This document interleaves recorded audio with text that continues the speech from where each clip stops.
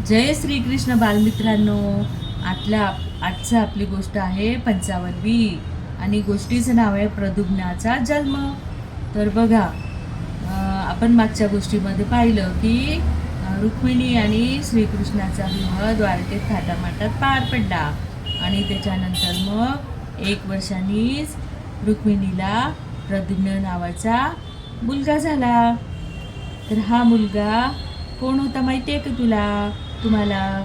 जेव्हा कामदेव आणि रती यांनी प्रयत्न केला की सगळे देव मागे लागले होते की यांच्या पुत्रांनीच आमचा तो जो होता असुर, त्रिपुरासूर, तर याला मारायचा आहे आणि त्या शिवाचा पुत्रच तो मारू शकणार आहे. आणि त्यांनी त्राहिमाम करून ठेवलं होतं. म्हणून सगळ्या देवऋषी मागे लागले की यांची ध्यानभंग समाधी करा, कारण शिवशंकर हे ध्यान समाधीत होते. आणि मग यांचा विवाह नाही झाला, यांचं हे नाही झालं, तर मग पुत्र कार्तिकेय कसा होईल? आणि म्हणून मग त्यांनी सांगितलं की कामदेवा असं सगळं हिमालय सजवला होता आणि कामदेव आणि रती हे नृत्य गायन करून शिवशंकराची समाधी भंग केली. आणि मग समाधी भंग केली आणि जेव्हा समाधीतून ते जागृत झाले तेव्हा शिवशंकर चिडले, कोपले आणि त्यांनी त्या कामदेव जो होता त्या कामालाच त्यांनी भस्म करून टाकलं. आणि मग त्यांची जी पत्नी होती रती ही आक्रोश करायला लागली की माझ्या पतीला जिवंत करा. पण आता तर काम भगवंताचा तर रोष होता.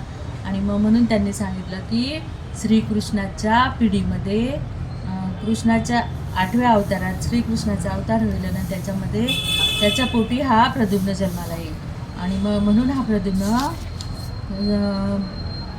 रुक्मिणीच्या पोटी जन्माला येणार म्हणून खूप आनंदात होते सगळे. आणि सगळं डोहाळ जेवण वगैरे सगळ्या यांनी सुसज्ज केलं होतं. द्वारकावासी यांनी सगळे आनंदाच्या शिखरावर होते.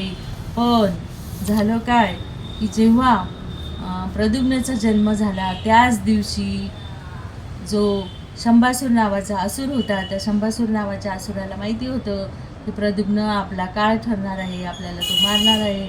म्हणून त्यांनी श्रीवेश घेतला आणि तो द्वारकेत आला आणि द्वारकेतून 1 दिवसाच्या बाळालाच त्यांनी तिथूनच पसार केलं आणि त्याला समुद्रात फेकलं. आणि समुद्रात फेकल्यानंतर तो माशाच्या पोटात गेला. मासा तो विकला आणि तो मासा एका याच्या घरी गेला आणि त्याच्यातून ते सुंदर बाळ जिवंत निघालं. आणि हा असा शंभासुराचा सांभाळ केला.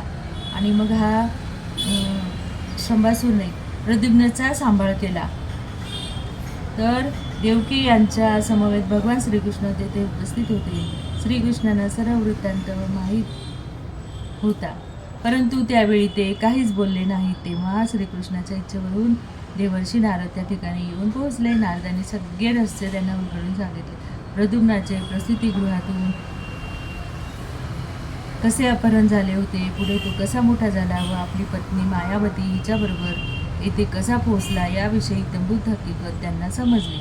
मायावती ही पूर्वजन्मी कामदेवाची पत्नी रती होती हे नारदांनी त्यांना सांगितले. प्रद्युम्नाविषयीचे रहस्य त्यांना समजल्याने ते सर्वजण आश्चर्यचकित झाले होते. प्रद्युम्नाची परत येण्याची त्यांची आशा पार मावळून गेली असतानाच त्यांचा मृत पुत्र त्यांना पुन्हा प्राप्त झाला होता. तो तरुण प्रद्युम्नच असल्याचे त्यांना समजल्यावर त्यांनी मोठ्या आनंदाने त्याचे स्वागत केले.